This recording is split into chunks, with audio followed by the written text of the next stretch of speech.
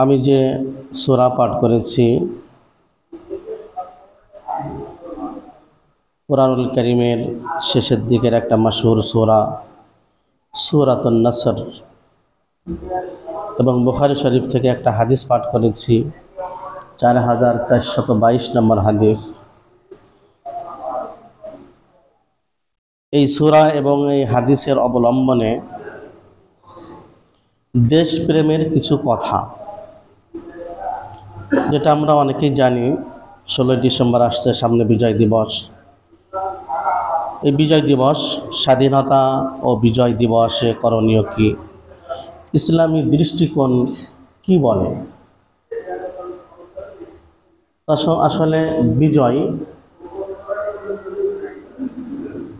যদি আমার বিজয়টা এককভাবে আসে, এইটাও মনে করতে হবে আল্লাহ তাআলার পক্ষ থেকে এসেছে। যদি বিজয় সমষ্টিগতভাবে আসে, এইটাও মনে করতে হবে আল্লাহ তাআলার পক্ষ থেকে বিজয় এসেছে। বিজয় যদি একটা গোষ্ঠীর মাধ্যমে আসে, এটাও মনে করতে হবে বিজয় আল্লাহ তাআলার পক্ষ থেকে এসে থাকে। তো বিজয় সফলতা এটা আল্লাহ তাআলার পক্ষ থেকে। তবে যদি কোনো গোষ্ঠীর মাধ্যমে, কোনো একটা গ্রুপের মাধ্যমে দেশের বিজয় অর্জিত হয়, আল্লাহ তাআলার শুকরিয়া আদায় করার পাশাপাশি তাদেরও শুকরিয়া আদায় করতে হবে যে এই যোদ্ধাদের কারণে আমি আমার দেশের স্বাধীনতা পেয়েছি। মুসলিম শরীফের হাদিসের ভিতরে আছে, আল্লাহ রাসূল বলেন, মাল্লাম ইয়াশকুরিন নাস লাম ইয়াশকুরিল্লাহ, যে আল্লাহর, যে মানুষের শুকরিয়া আদায় করে না, সে আল্লাহর শুকরিয়া আদায় করে না। অর্থাৎ কোনো ব্যক্তির মাধ্যমে যদি আমি কোনো কিছু পাই, কোনো গোষ্ঠীর মাধ্যমে যদি আমি কোনো কিছু পাই, সফলতা পাই, স্বাধীনতা পাই, তাহলে আল্লাহর শুকরিয়া আদায় করার পাশাপাশি তাদেরও শুকরিয়া আদায় করতে হবে। আল্লাহ রাসূল সাল্লাল্লাহু আলাইহি সাল্লাম যখন মক্কা বিজয় করলেন, মদিনার থেকে এসে মক্কা বিজয় হলো, তো মক্কা বিজয় সম্পর্কে আল্লাহ তাআলা সূরা ফাতহার ভিতরে বিস্তারিত বলেছেন। আল্লাহ তাআলা বলেন, ইন্না ফাতাহনা লাকা ফাতহাম মুবিনা, হে রাসূল, আমি আপনাকে স্পষ্ট বিজয় দান করেছি। তাহলে এই আয়াত দ্বারা বোঝা যাচ্ছে যে বিজয় কার পক্ষ থেকে আসে? আল্লাহর পক্ষ থেকে আসে। তবে আমাদের চেষ্টা প্রচেষ্টা এটা তো থাকবেই, এটা তো থাকতেই হবে। রিজিকের মালিক আল্লাহ, সেই জন্য ঘরে দরজা দিয়ে বসে থাকলাম, রিজিকের অন্বেষণে গেলাম না। আল্লাহর কিন্তু সিস্টেম এইটা না। আল্লাহর সিস্টেম কি? ফাইদা কুজিয়াতিস সালাতু ফান্তাশিরু ফিল আরদ, যখন নামাজ আদায় হয়ে যাবে তখন তোমরা কি করো? রিজিকের জন্য তোমরা বের হয়ে পড়ো। তাহলে রিজিকের কথা আল্লাহ তাআলা নামাজের পরেই বলছেন। আল্লাহ তাআলা ইচ্ছা করলে আমার ঘরে রিজিক পৌঁছে দিতে পারেন, কিন্তু আল্লাহ তাআলার সিস্টেম এইটা না। আল্লাহ তাআলা বান্দাকে ওসিলা খোঁজার কথা বলতেছেন, ওয়াবতাগু ইলাইহি ওয়াসিলা, তোমরা ওসিলা খোঁজো, মাধ্যম খোঁজো। আল্লাহ তাআলা পারেন, সবকিছুই পারেন। আল্লাহ তাআলা মরা গাছে কি ফুল ফোটাতে পারেন না? পারেন না? পারেন। এমনও আছে রোগীকে ডাক্তাররা বোর্ড বসিয়ে বলে দিয়েছে এই রোগী আর 1 সপ্তাহ বাঁচবে না, 1 সপ্তাহ বাঁচবে না, যা খাওয়ানোর দরকার খাওয়াই নেন, 1 সপ্তাহ বাঁচবে না। কিন্তু আমার দেখার মতে মতে এরকমও রোগী দেখেছি, ডাক্তাররা বলেছে 1 সপ্তাহ বাঁচবে না, কিন্তু 4-5 বছর সে বেঁচে গিয়েছে। আমি যেটা বলছিলাম যে বিজয়, স্বাধীনতা এটা আল্লাহ তাআলা দিয়ে থাকেন, আল্লাহ তাআলার পক্ষ থেকে বান্দাকে দিয়ে থাকেন। তবে বান্দার চেষ্টা প্রচেষ্টার মাধ্যমে দেশ যদি স্বাধীন হয়, তাহলে করণীয় কি? আল্লাহ তাআলা রাসূলকে বলে দিয়েছেন, ইযা জাআ নাসরুল্লাহি ওয়াল ফাতহ, যখন আল্লাহ তাআলার পক্ষ থেকে সাহায্য আসবে এবং বিজয় আসবে। তাহলে এর দ্বারা বোঝা যাচ্ছে সাহায্য এবং বিজয় কার পক্ষ থেকে আসে? আল্লাহ তাআলার পক্ষ থেকে আসে। সাহায্য এবং বিজয় কখন আসবে? যদি আমাদের ভিতরে যদি ঈমান থাকে। ওয়ালা তাহিনু ওয়ালা তাহজানু ওয়া আনতুমুল আ'লাউনা ইন কুনতুম মুমিনিন, তোমরা চিন্তিত হবে না, তোমরা ভেঙে পড়বে না, তোমরাই বিজয়ী হবে যদি তোমাদের ভিতরে ঈমান থাকে। আমাদের দেশ যে স্বাধীন হয়েছিল, এইটা শুধু অস্ত্রের বলে না। আমি একদিন বিস্তারিত বলবো, একটা ব্রিটিশ আমল থেকে নিয়ে ইনশাআল্লাহ। এইটা অধিকাংশই ছিল আমাদের ঈমানই জোরে ছিল। এটা ব্রিটিশরা যখন চলে যায় তখন কিরকম ভাগ করে, কত বড় খবিস এগুলি ভাগ করে। মুসলমানদের এক জায়গায় থাকতে দেবে না, মুসলমানদের দুই জায়গায় ভাগ করে দিচ্ছে, এমন ভাবে ভাগ করছে এরা। দেশের স্বাধীনতা এবং বিজয় এটা টিকিয়ে রাখতে হলে দেশের প্রতি ভালোবাসা, মহাব্বত, মায়া, মমতা এটা আমার 100% থাকতেই হবে। আল্লাহ রাসূলের দেশের প্রতি ভালোবাসা কেমন ছিল? যে আমি হাদিসটা পড়েছি বুখারী শরীফের 4422 নম্বর হাদিস।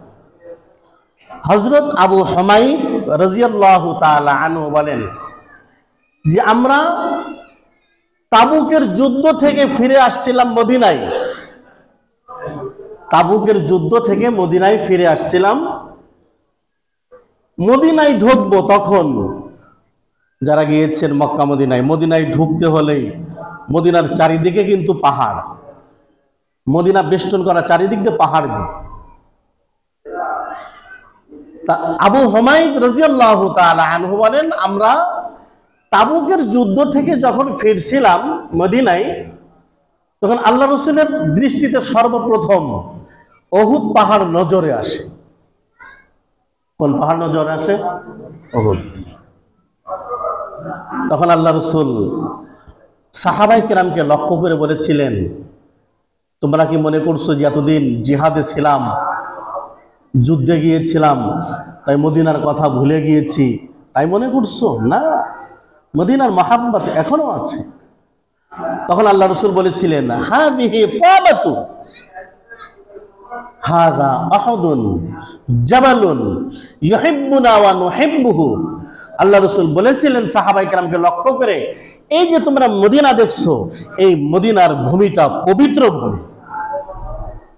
ওয়া হাযা আহাদুন জাবালুন ইউহিব্বুনা ওয়া নুহিব্বুহু, আর যে চারিদিক দিয়ে যে উহুদ পাহাড় দেখছো, এই উহুদ পাহাড় আমাদেরকেও ভালোবাসে, আমরাও উহুদ পাহাড়কে ভালোবাসি। সুবহানাল্লাহ। তাহলে এই হাদিস দ্বারা বোঝা যাচ্ছে যে ব্যক্তি দেশ প্রেমিক হবে অবশ্যই দেশ তাকে ভালোবাসবে। আল্লাহ রাসূলের কথা অনুযায়ী যে হাযা আহাদুন জাবালুন ইউহিব্বুনা ওয়া নুহিব্বুহু, এই যে উহুদ পাহাড় দেখছো, ইউহিব্বুনা উহুদ পাহাড় আমাদেরকে ভালোবাসে, ওয়া নুহিব্বুহু আমরাও উহুদ পাহাড়কে ভালোবাসি। আল্লাহ রাসূলের দেশপ্রেম কেমন ছিল? যখন মক্কায় ছিলেন, মক্কা থেকে যেদিন মদিনায় চলে যাচ্ছেন, আল্লাহ রাসূল বারবার কাবা ঘরের দিকে তাকাচ্ছেন, দৃষ্টি দিচ্ছেন, আর চোখ দিয়ে পানি পড়ছে। বলছে, হে কাবা, তোমার এখানে আমার জন্ম, আমার জন্মভূমি এখানে, আমার বাপ দাদাদের জন্ম এখানে, এখানে আমি বেড়ে উঠেছি। হে কাবা, আমি তোমাকে রেখে মদিনায় যেতে চাই না। তবে হে কাবা, তোমার পেটে কিছু ইসলামের দুশমন থাকার কারণে এই দুশমনদের অত্যাচারের কারণে আল্লাহ তাআলা আমাকে মক্কা থেকে মদিনায় যেতে বলেছে। তাহলে আল্লাহ রাসূল মক্কা থেকে মদিনায় যাচ্ছেন, কাঁদতে কাঁদতে যাচ্ছেন। মক্কার প্রতি আল্লাহ রাসূলের কত টান, কত মহব্বত, যে মক্কাকে ভালোবাসেন, দেশকে ভালোবাসেন, দেশের মাটিকে ভালোবাসেন, দেশের আকাশ জমিন সব কিছুকে ভালোবাসেন। আরে প্রকৃত তো দেশপ্রেমিক তারাই যারা যারা দেশকে ভালোবেসে দেশকে দেয়, যারা দেশের টাকা পয়সা লুণ্ঠন করে, যারা বিদেশে বেগম পড়ায়, যারা বাড়ি করে, যারা টাকা সুইস ব্যাংকে রাখে, দেশের টাকা পয়সা, জনগণের টাকা পয়সা আত্মসাৎ করে, প্রকৃত পক্ষে তারা কখনো দেশপ্রেমিক হতে পারে কখনো না।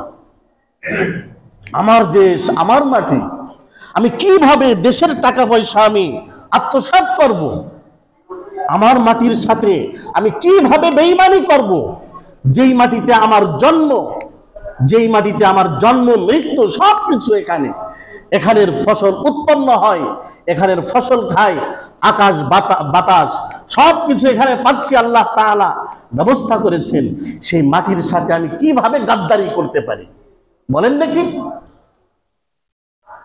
আল্লাহ রাসূল কি দেশের সাথে গাদ্দারি করেছেন? সাহাবায়ে কেরাম, আবু বকর সিদ্দিক রাদিয়াল্লাহু তাআলা আনহু হিজরতের রাতে আল্লাহ রাসূলের সাথে যাচ্ছেন। অন্যান্য সাহাবায়ে কেরাম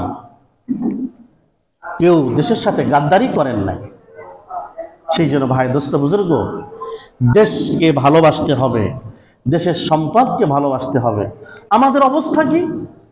যে যায় লঙ্কায় সেই হয় হনুমান, যেই লঙ্কায় যায় সেই কি হয়? কেন? কারণ কি? লঙ্কা এমন একটা জায়গা, ওখানে গেলে হনুমান হওয়াই লাগে।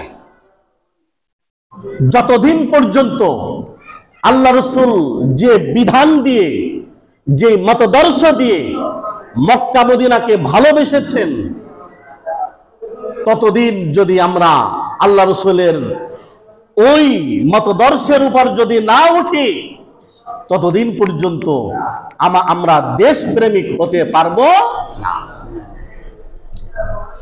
যার অন্তরের ভিতরে আল্লাহর ভয় আছে, সে দেশের সম্পদ লুণ্ঠন করে কিভাবে, দেশের টাকা পয়সা লুণ্ঠন করে কিভাবে, আত্মসাৎ করে কিভাবে, দেশের না, আমি আর এক ভাইয়ের জমি কিভাবে আমি আত্মসাৎ করব? এটা শুধুমাত্র অভাব, তাকওয়ার অভাব, আল্লাহর ভয়ের অভাব। যতদিন পর্যন্ত আমার আপনার অন্তরে আল্লাহ তাআলার ভয় না ঢুকবে, ততদিন পর্যন্ত দেশের সম্পদ লুণ্ঠন করতেই হবে, আত্মসাৎ করতেই হবে। তাকওয়া নেই, ভয় নাই, আল্লাহ তাআলার ভয় নাই। সেই জন্য আল্লাহ রাসূল সাল্লাল্লাহু আলাইহি সাল্লাম আবু বকর সিদ্দিক রাদিয়াল্লাহু তাআলা আনহু, ওমর রাদিয়াল্লাহু তাআলা আনহু, উসমান রাদিয়াল্লাহু তাআলা আনহু, আলী রাদিয়াল্লাহু তাআলা আনহু, এই সাহাবায়ে কেরাম তারা যে দেশ চালিয়েছেন, তারা যে খলিফা ছিলেন, তাদের দ্বারা একটা জীব জানোয়ার পর্যন্ত কোনোদিন কষ্ট পায় নাই। হযরত ওমর রাদিয়াল্লাহু তাআলা আনহু বলতেন, যে আমার খেলাফত কালে যদি কোনো একটা ব্রিজ ভেঙে ছাগল পড়ে মারা যায়, কিয়ামতের দিন আমি ওমরকে আল্লাহ তাআলার আদালতে উঠতে হবে। কি মনে করেন? আমরা ওমরের খেলাফত চাই না? আমরা কথা বলে না। আবু বকরের খেলাফত চাই না আমরা? ওমর, আবু বকর, উসমান, আলী, তাদের খেলাফত যদি আসে, সবাই নিরাপদ থাকবে, কেউ অনিরাপদ থাকবে না। সংখ্যালঘু হোক, সংখ্যাগুরু হোক, যেভাবে হোক, সবাই নিরাপদ থাকবে। ওমর রাদিয়াল্লাহু তাআলা আনহু খলিফা নিজে রাত্রের অন্ধকারে গরিব অসহায়ের বাড়িতে নিজের মাথায় আটার বস্তা বহন করে গরিব অসহায়ের বাড়ি পৌঁছাই দিয়ে আসছে। আমাদের দেশে কোন এমপি মন্ত্রী করছে এই কাম? না খাটের নিচেই তেলের বোতল পাওয়া যায়? কথা কয় না। খাটের নিচে তেলের বোতল পাওয়া যায় না? তেলের বোতল দেবে তো দূরের কথা, তেলের বোতলের উপর ঘুমায়। টাকার জাজিমে না ঘুমালে ঘুম আসে না, সব জনগণের টাকা। ওমর রাদিয়াল্লাহু তাআলা আনহু পৌঁছে দিয়েছেন কার কি প্রয়োজন, রাত্রের অন্ধকারে পৌঁছে দিয়েছেন যে অমুক জায়গায় এক গরিব আছে, তার আটার প্রয়োজন, আমি পৌঁছাই দিয়ে আসি। ওমর রাদিয়াল্লাহু তাআলা আনহু যে দেশ পরিচালনা করছেন, তার কি গণভবন ছিল? কি ছিল? মসজিদে নববী। সবকিছু মসজিদে নববীতে বসেই সবকিছু হয়েছে। দূর থেকে এক লোক আসছে ওমর রাদিয়াল্লাহু তাআলা আনহুর খেলাফত কালে, এসে মসজিদ নববীতে খুঁজছে যে আপনাদের খলিফা কোথায়? খলিফা এখন বিশ্রামে আছেন। একটু কোথায় বিশ্রামে কোথায় আছেন? ওনার কোথায়? বাসভবন কোথায়? বাসভবন কোথায়? ওনার তো বাসভবন নাই, তা কোথায় বিশ্রাম করেন? ওনার যেখানে ভালো লাগে সেখানে বিশ্রাম করেন। এখন কোথায় আছেন? মসজিদ নববীর থেকে কিছুক্ষণ আগে বের হয়েছে, এই দিকে কিবলার দিকে বের হয়েছে, দেখেন ওই দিকে কোথাও আছে। আগন্তুক যে দেখে কি খলিফা ওমর রাদিয়াল্লাহু তাআলা আনহু তরবারিটা মাথার কাছে রেখে নাক ডেকে ঘুম যাচ্ছে। আগন্তুক সামদেশ থেকে আসছে, অবাক, কি ব্যাপার? আমাদের দেশের রাজা বাদশারা, তাদের কত সিকিউরিটি গার্ড লাগে, তাদের কত বডিগার্ড লাগে, আর একজন খলিফা অর্ধ পৃথিবী শাসন করছে, তার কোনো সিকিউরিটি গার্ড নাই, বডিগার্ড নাই, কেমন কথা এটা? তখন বলেছিলেন সাহাবী যে যার ভিতরে আল্লাহ তাআলার ভয় চলে আসে, পৃথিবীর সব কিছু তাকে ভয় করে। আমি যদি আল্লাহকে ভয় করতে পারি, আমাকে সবাই ভয় করবে। দিলের ভিতরে যদি রবের ভয় থাকে, তাহলে রবের ভয় অটোমেটিক বের হয়ে যাবে। খলিফা ওমরকে হত্যা করার জন্য আসছে এক ইহুদি, হাদিসে বুখারী শরীফের হাদিস, হত্যা করার জন্য আসছে। এসে ওমর রাদিয়াল্লাহু তাআলা আনহু গাছের নিচে ঘুমোচ্ছেন, এবার ইহুদি গাছে উঠছে, গাছের থেকে মারবে। এবার ইহুদি গাছ থেকে যখন নামছে, ওমর রাদিয়াল্লাহু তাআলা আনহুর ঘুম ভেঙে গিয়েছে। এবার ইহুদি কাঁপছে, এরকম ইহুদি কাঁপছে। ইহুদি এবার বলছে ওমর রাদিয়াল্লাহু তাআলা আনহুকে, মাইয়ামনাউকা মিন্নি, আমার হাত থেকে আপনাকে কে বাঁচাবে? খলিফাকে বলছে ইহুদি, মাইয়ামনাউকা মিন্নি, আমার হাত থেকে আপনাকে কে বাঁচাবে? ওমর রাদিয়াল্লাহু তাআলা আনহু উত্তর দিলেন, ইয়ামনাউনি মিনকা আল্লাহ, তোমার হাত থেকে আমাকে আল্লাহ তাআলাই বাঁচাবেন। এই কথা বলার সাথে সাথে ওই ইহুদির তরবারি পড়ে গিয়েছে। এবার ওমর রাদিয়াল্লাহু তাআলা আনহু তরবারি উঠায় বললেন, মাইয়ামনাউকা মিন্নি, আমার হাত থেকে এখন তোমাকে কে বাঁচাবে? খলিফা, আপনি বাঁচাবেন। নো, এরকম কথা বলা যাবে না, আমি তোমাকে বাঁচাবো কিভাবে? বাঁচানোর মালিক কে? আল্লাহ। খলিফার এরকম আচরণ দেখে ওই ইহুদি যে খলিফাকে হত্যা করতে এসেছিল, সঙ্গে সঙ্গে ইসলাম ধর্ম গ্রহণ করে। তারাই দেশ চালিয়েছেন খলিফা। অর্ধ পৃথিবী করেছ শাসন, অর্ধ পৃথিবী করেছ শাসন, ধুলির তখতে বসি, খেজুর পাতার প্রাসাদ তোমার বারে বারে গেছে খসি। অর্ধ পৃথিবী শাসন করেছেন ধুলার তখতে বসে, কোন রাজ সিংহাসন ছিল না, আর উপরে ছাদ ছিল কিসের? খেজুর পাতা। সেই জন্য ভাই দোস্ত বুজুর্গ, যে কথাটা আমি বোঝাতে চাচ্ছি যে আমাদের দেশকে ভালোবাসতে হবে। দেশকে কি ভালোবাসতে হবে? দেশ প্রেম এটা ঈমানের অঙ্গ। যে একটা জাল হাদিস আছে, ওই জাল হাদিসের ওইদিকে না, যে আমি যে বুখারী শরীফের যে 4422 নম্বর হাদিস, এইটার অধীনে হব্বুল ওয়াতন মিনাল ঈমান, দেশপ্রেম ঈমানের অঙ্গ, ওইটা না, ওইটা জাল হাদিস। তার দেশকে ভালোবাসতে হবে। আমরা যে যেখানেই থাকি না কেন সেখানে থেকেই দেশকে ভালোবাসতে হবে। যদি দেশ প্রেম আমার ভিতরে চলে আসে তাহলে আমাদের দেশ উন্নতি হতে দেরি হবে। এই দেশে কি নাই বলেন দেখি, কি নাই এই দেশে? এমন কোন নিয়ামত নাই যে আল্লাহ তাআলা আমার দেশে দেই নাই। গ্যাসের খনি, কয়লার খনি, কত কিছু আছে এই দেশে। এই দেশের যে সম্পদ আছে, এই সম্পদগুলি যদি ঠিক মতো বন্টন করা হয়, কোন প্রকার দুর্নীতি না হয়, তাহলে এই দেশের সম্পদ আমরাই চলতে পারব। আল্লাহ তাআলা রাসূলকে বলতেছেন, ইন্না ফাতাহনা লাকা ফাতাহাম মুবিনা, হে রাসূল, এই যে মক্কা বিজয় হয়েছে, এটা আপনাকে সুস্পষ্ট বিজয় আমি দান করেছি, সুস্পষ্ট বিজয়। তবে বিজয়ের আনন্দের আতিশয্যে কুফরি করা, নাফরমানি করা, এটা ইসলাম কখনো সমর্থন করে না। আরাআইতান নাসা ইয়াদখুলুনা ফি দীনিল্লাহি আফওয়াজা, আল্লাহ তাআলা রাসূলকে বলে দিয়েছেন ফাসাব্বিহ। এক নম্বর, দেশ যদি বিজয় হয়, ফাসাব্বিহ, বেশি বেশি তাসবিহ পড়ুন, বিহামদি, হামদ, আল্লাহ তাআলা প্রশংসা আল্লাহ তাআলাই দিয়েছেন, আল্লাহ তাআলাই দিয়েছেন।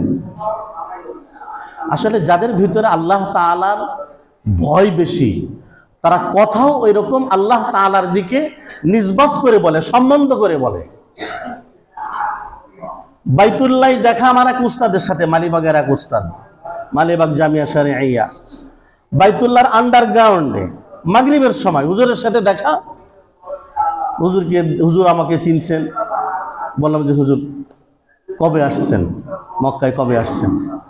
আরে বাবা, আমি আসি নাই, আল্লাহ তাআলা আমাকে নিয়ে আসছেন। আমি আসি নাই, আমাকে কে নিয়ে আসছেন? আল্লাহ তাআলা নিয়ে আসছেন। আমার আবার ভুল হলো, বললাম যে হুজুর দেশে কবে ফিরবেন? আল্লাহ তাআলা যেদিন ফিরাবেন সেদিন ফিরব, আমার কোনো হাত নেই এখানে। সেই জন্য যার ভিতরে যত তাকওয়া পরহেজগারি ঢুকবে, আল্লাহর ভয় ঢুকবে, তার কথার ওজনও ওই রকম হবে। আমরা দেশকে ভালোবাসবো তো ইনশাআল্লাহ। তবে দেশকে প্রকৃতভাবে ভালোবাসতে হলে, দেশের সম্পদ হেফাজত করতে হলে, দেশের জনগণের নিরাপত্তা দিতে হলে, জানমালের নিরাপত্তা দিতে হলে খেলাফতের কোনো বিকল্প নাই। ঠিক না? ঠিক না? দ্বিমত আছে এর ভিতরে? 100% শান্তি নিরাপত্তা যদি পেতে হয় দেশে, দেশের মানুষকে যদি 100% যদি শান্তি নিরাপত্তা দিতে হয় সর্বদিক দিয়ে, কুরআনী শাসনের কোনো বিকল্প নাই।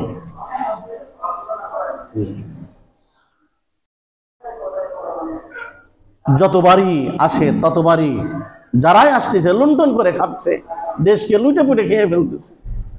মাঝখানে আমরা কি হচ্ছি? আমরা কিছু না, আমরা কিছু না, গরিবই থেকে যাচ্ছে দেশের মানুষ।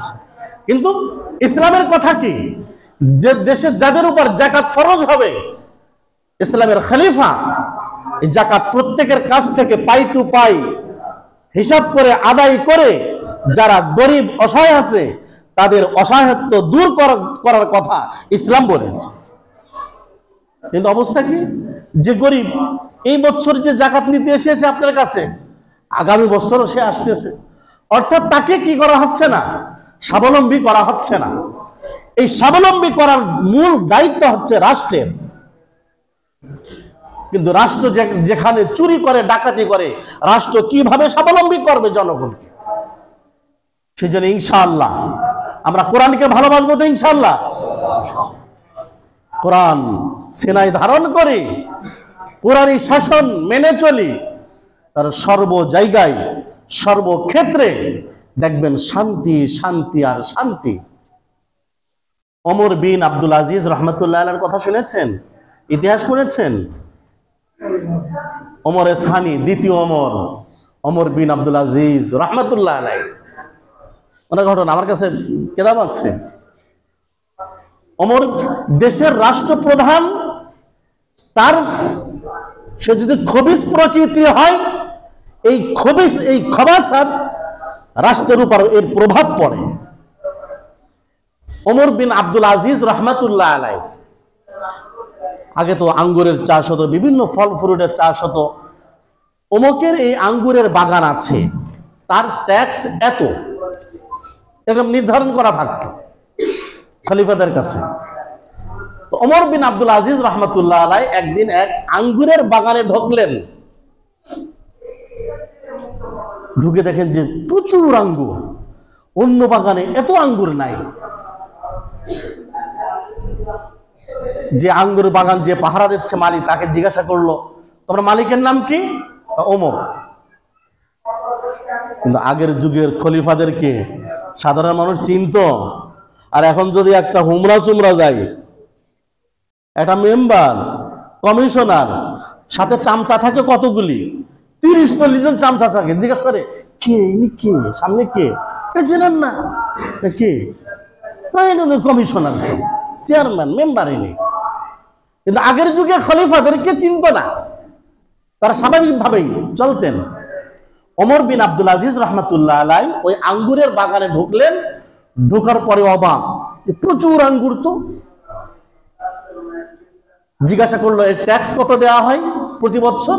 ওই এত। তো উনি মনে মনে একটু পরিবর্তন করলেন, ট্যাক্স একটু বাড়াই দিতে হবে, ট্যাক্স একটু কি করতে হবে, বাড়াতে হবে।